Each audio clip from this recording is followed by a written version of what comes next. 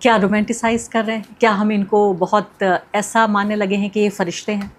क्या ये हमारे समाज का हिस्सा नहीं है? क्योंकि देखिए यही जेनजी जो इनकलाब लाया, शिक्षा मंत्री का इस्तीफ़ा ले लिया, ये तो रिजर्वेशन के ख़िलाफ़ मुहिम चला रहा है।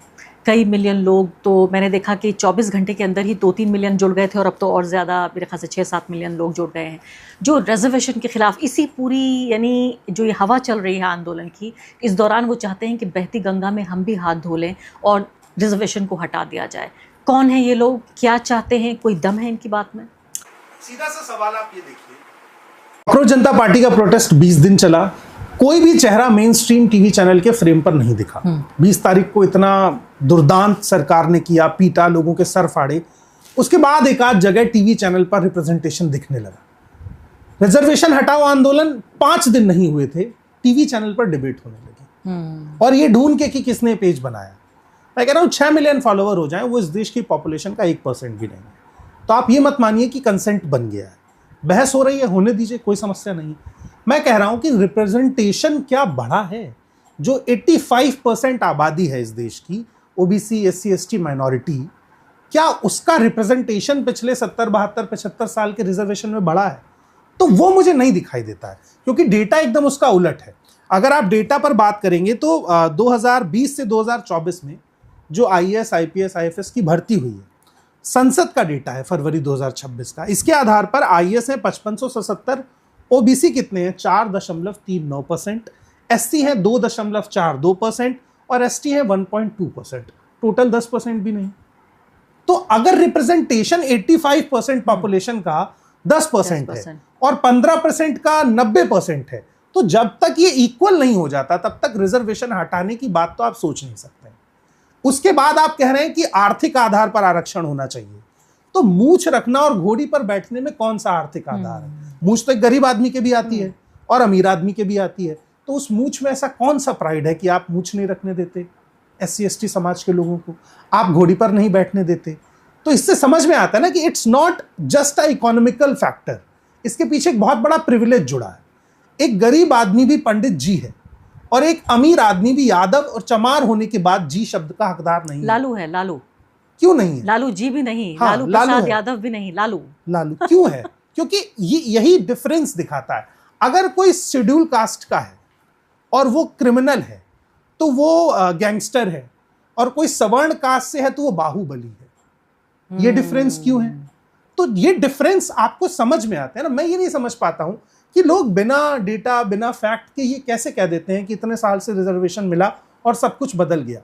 60 साल उस आबादी को ये समझने में लगा कि ये कोई चीज मेरे लिए बनी है जिसका फायदा मैं उठा सकता हूं।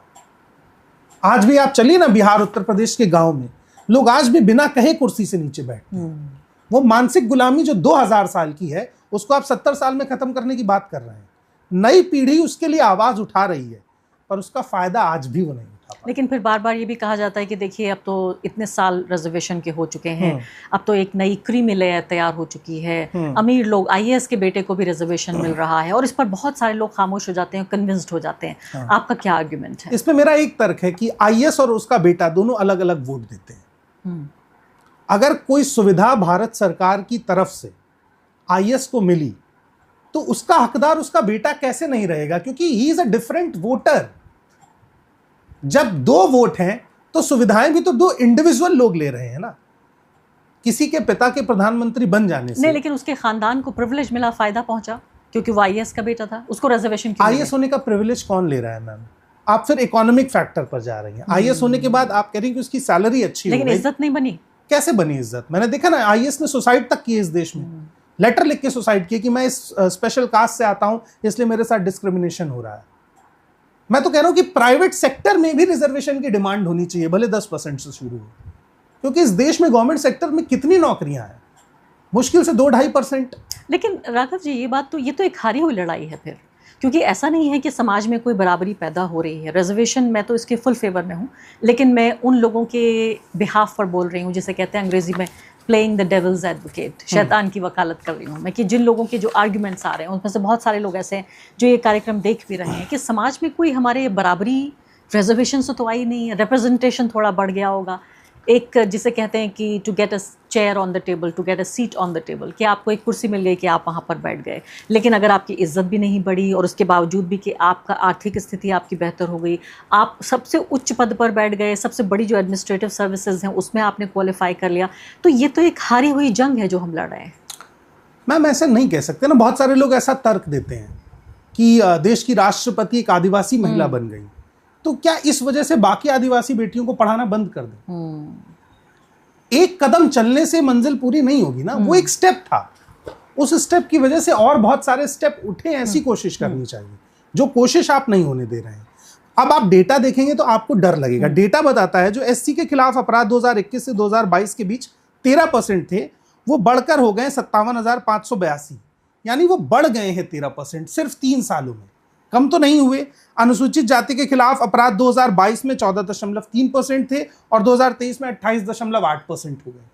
एनसीआरबी का डेटा है, मेरा डेटा नहीं है, किसी और का डेटा नहीं है, सरकारी एजेंसी ऑडिट कर रही है। यूनिवर्सिटीज के भीतर 5 साल में जो जातिगत भेदभाव की शिकायतें हैं वो 118% बढ़ी है। तो जब ये सब बढ़ा है तो कहीं तो कोई लूप होल छूट रहा है ना।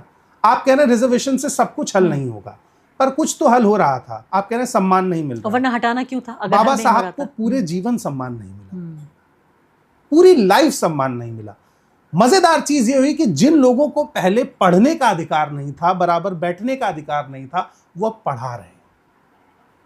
यहां से वहां तक का डिफरेंस तय करने में 70 साल से ज्यादा का समय लग गया, और वो भी उतने रिप्रेजेंटेशन के साथ नहीं पढ़ा रहे हैं, लेकिन पढ़ा रहे हैं। जब भी कोई पिछड़े समाज या दलित समाज का टीचर आके ब्लैक बोर्ड पे पढ़ाता है तो इस क्लास में मौजूद वो तमाम लोग जो डिस्क्रिमिनेशन झेल कर आए हैं, उनको होप दिखती है कि हम इस कुर्सी से उस कुर्सी तक का सफर तय कर सकते हैं क्योंकि इन्होंने किया है। तो अगर आप वो रिप्रेजेंटेशन नहीं देंगे, आप वो विजुअलाइजेशन नहीं देंगे, आप वो स्पार्क नहीं देंगे, तो ये लड़ाई आगे कैसे लड़ी जाएगी? अब मैं आपको देश की ना तमाम IITs का मैं एक डेटा दूंगा और आपको भी लगेगा कि ये कैसे पॉसिबल हो सकता है। देश में जितनी भी 23 IIT मिलाकर अगर आप देखें, जिसमें 8,856 स्वीकृत सीटें हैं, जिसमें से 4876 यानी 4876 जर्नल्स। उसके बाद आते हैं ओबीसी तो 329, SC 144, ST 21 यानी टोटल 9%। यहां भी 90% कौन है? वाह। अब मैं आता हूं 18 IIM में, यहां 784 स्वीकृत पद हैं, यहां 2 SC हैं, 2 ST हैं, 8 SC और 27 OBC यानी 6%। ये सब मतलब ये कोइंसिडेंट नहीं हो सकता। इसके पीछे बहुत बड़ी एक थॉट प्रोसेस काम करता है, जो कहा जाता है ना कि वर्तमान दौर के द्रोणाचार्य वो अंगूठा नहीं काटते, वो नंबर काटते हैं, और इसका कोई प्रमाण नहीं है। बहुत ही सुनियोजित तरीके से ये बहुत मतलब ये बड़ा एक उस माइंडसेट से चलता है ना। मैं गांव में देखता हूं कि जैसे किसी SC समाज की शादी है तो आप डिस्क्रिमिनेट नहीं करेंगे, आप जाएंगे, आप पैसे देंगे, उपहार देंगे, पर आप खाना नहीं खाएंगे, क्योंकि आप समझते हैं कि हम तो सिर्फ इन्हें दे सकते हैं, हम इनका कुछ कैसे खा सकते हैं। और ये डीप डाउन आपकी नसों में भरा हुआ, रिजर्वेशन नसों में है। जब जब हिंदू राष्ट्र की बात आएगी तब तब जातिवाद की बात आएगी, और तब तब महिलाओं के खिलाफ जो समाज रन होता है उसकी बात आएगी। हिंदू 2000 साल से आप कह रहे हैं बहुत बड़े इस देश को चला रहे थे संविधान से पहले मनुस्मृति के आधार पर, तो फिर लड़कियों को पढ़ने की आजादी अंबेडकर और फुले के आने के बाद क्यों मिली? आप तो बहुत बड़ी और विकसित सभ्यता थे ना, 5000 साल तो आपकी सभ्यता में लड़कियां पढ़ती नहीं थी, स्कूल नहीं जाती थी, वोट डालने का राइट्स नहीं था महिलाओं को, गाड़ी चलाने के राइट्स नहीं थे, जो बहुत छोटी सी बात। पहिए का विकास किसी महिला ने क्यों नहीं किया? अंबेडकर को ही संविधान क्यों लिखना पड़ा? कोई महिला उस समय मौजूद क्यों नहीं थी?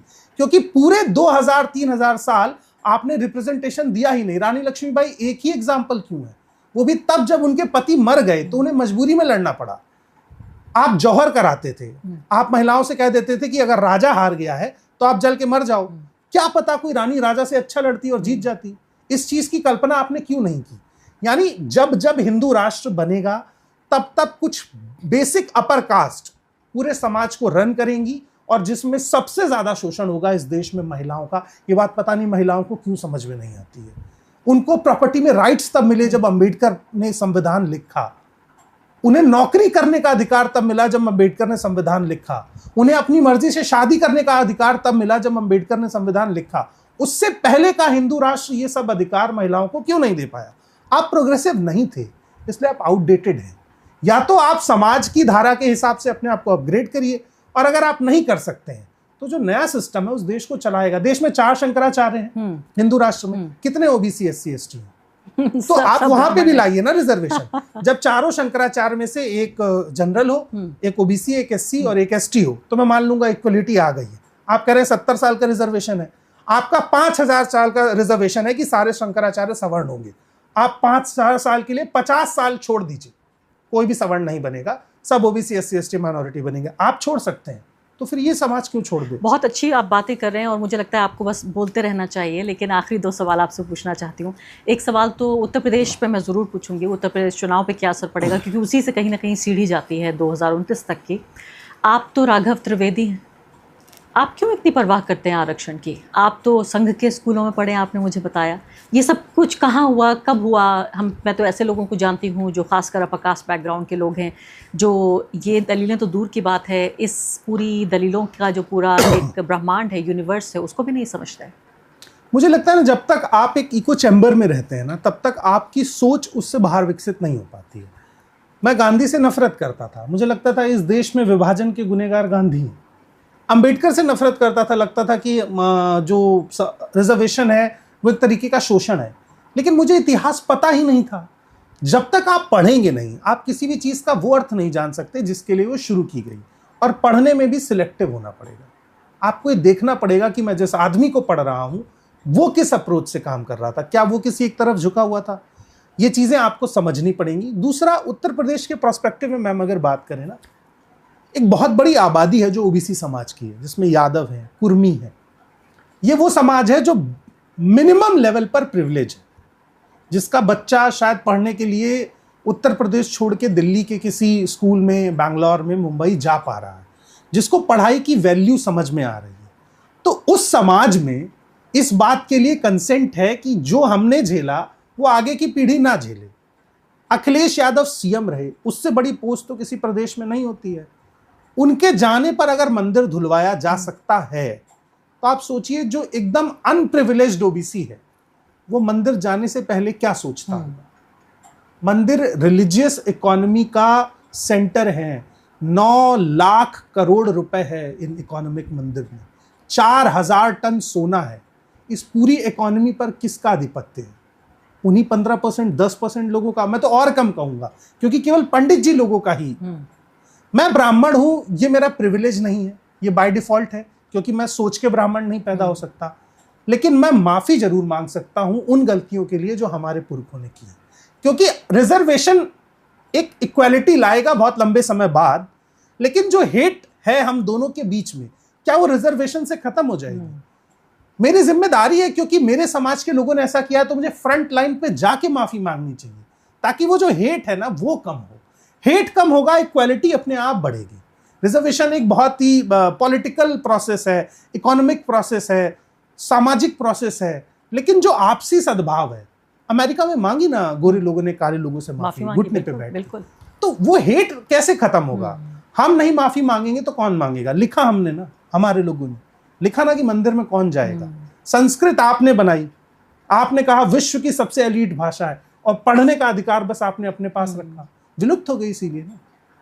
किसी भी चीज को जब आप 10% लोगों तक, 5% लोगों तक समेट देंगे, तो उसके खत्म होने के चांसेस बहुत बढ़ जाएंगे। बहुत प्यारी बात आपने कही है। बिल्कुल आखिरी बात, बिल्कुल, कि चुनाव पर कोई नतीजा आप देख रहे हैं, कोई इम्प्लीकेशन इसका होगा? जो भी जंतर मंतर पर हमने देखा, अभी तो झारखंड तक भी उसकी बात फैल रही है। देखिए, बहुत यूथ है यूपी में, लगभग 4.9 करोड़ स्टूडेंट हैं। 59,000 शिक्षक भर्ती के मामले में सालों तक युवा बैठे रहे उत्तर प्रदेश में। उत्तर प्रदेश के मुख्यमंत्री का स्टूडेंट से कम्युनिकेशन बहुत कम है। ये चीज़ आप देखेंगे कंपैरेटिव टू अदर स्टेट, तो आप ये आइडेंटिफाई कर पाएंगे। उसका कारण मुझे नहीं समझ में आता, क्योंकि योगी आदित्यनाथ शायद हमेशा ऐसी टेम्परामेंट में रहते हैं कि हमको इन्हें टाइट करके रखना है। कौन से लोग इसका नाम नहीं लेते हैं कि कोई भी रोड पर नमाज नहीं पढ़ेगा। सोचिए, मुख्यमंत्री स्तर का आदमी जिसके हाथ में पूरा राज्य है, उस सड़क पर कौन क्या कर रहा है इसकी चिंता कर रहा है, तो पॉलिसी कौन बना रहा होगा? इस काम के लिए तो हम ट्रैफिक इंस्पेक्टर को भी नियुक्त कर सकते हैं ना। तो ये मुख्यमंत्री का काम नहीं है। यानी आप उस पद को, उस गरिमा को डिमीन कर रहे हैं।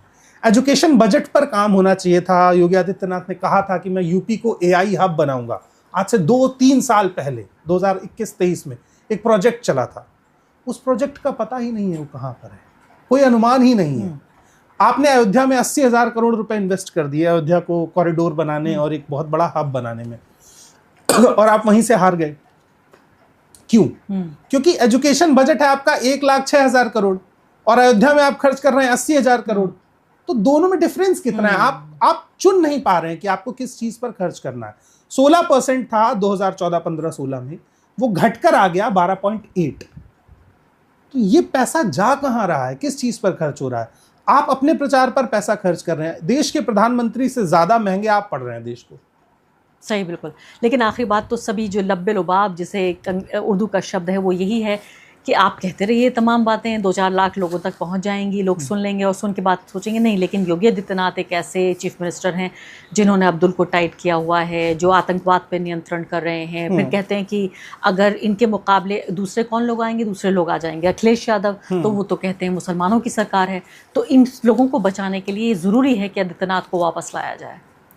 मुझे लगता है ना, ये बहुत ज्यादा समय तक ये सारी चीजें काम करेंगी नहीं कर रही हैं। लोग कहेंगे कि सीवी दिखाओ। आप प्रधानमंत्री की पोस्ट के लिए अप्लाई कर रहे हैं, आपका सीवी कहाँ है? ये जनरेशन कॉर्पोरेट माइंडसेट से काम करती है, आपकी क्वालिफिकेशन जानना चाहती है। ये जानना चाहती है कि आपने पहले क्या किया है। ये आपके पास्ट में, आपके फ्यूचर में, आपके प्रेजेंट में, तीनों में इंटरेस्टेड है। ये सब कुछ जज कर रही है। तो इसको पता चलेगा ना कि योगी जी के सीवी में क्या उनकी अचीवमेंट्स हैं। उनके ऊपर 4 मुकदमे थे, मुख्यमंत्री बनते ही सबसे पहले वो हटवाए। तो ये अचीवमेंट नहीं हो सकती। आपने क्या विजनरी दिया है इस देश को, इस प्रदेश के लिए आपने क्या ऐसा सोचा है जो यूनिक था, तो वो तो नहीं दिखाई देगा सिर्फ भगवा कपड़े पहन लेने से और एक आइडेंटिटी कैरी कर लेने से। मुझे लगता है कि प्रधानमंत्री को सैलरी हमने क्यों दी थी इस देश को चलाने के लिए? वो महीने में 4 दिन तो मंदिर विजिट करते हैं। वो मंदिर जाते हैं तो उनके पीछे पूरा सरकारी तंत्र मंदिर जाता है, उस तंत्र के पीछे पूरा मीडिया मंदिर जाता है। मैं प्रधानमंत्री को पूजा करते हुए देख रहा हूं जिसकी सैलरी मैंने उन्हें दी ही नहीं। ये आपका व्यक्तिगत काम है ना, आप करिए बंद कमरे के अंदर। आप मुझे क्यों दिन भर आरती करते हुए दिखाई दे रहे हैं? मैं आपको पूजा करते हुए नहीं देखना चाहता, मैं आपको काम करते हुए देखना चाहता हूं। वो आप नहीं कर रहे हैं। बहुत बहुत शुक्रिया राघव, आपने बहुत अच्छी बातें बताई और मैं ये ज़रूर कहना चाहती हूँ कि आप बहुत अच्छे वक्ता हैं और उम्मीद है कि आपके जैसे 1, 2, 4 नहीं, बहुत सारे लोग मास कम्युनिकेट करें, लोगों तक जाएं। और पहली बात तो देखिए, ये मुख्यधारा की मीडिया की पहले ही हार हो चुकी है, लेकिन मैं चाहती हूँ आपके जैसे और लोग आएँ जो साधारण तरीके से, साधारण आंकड़े और बहुत ही बुनियादी, ऐसा लगता है कि आपने बहुत क्रांतिकारी बातें कही हैं, लेकिन बिल्कुल बुनियादी बात हैं। अगर आप देखें, इतनी बुनियादी बात हमारे लोगों तक, हमारे दर्शकों तक, उसके बाद हमारे वोटर्स तक पहुँच पाएँ। बहुत बहुत शुक्रिया आपका, आप लोगों का भी शुक्रिया।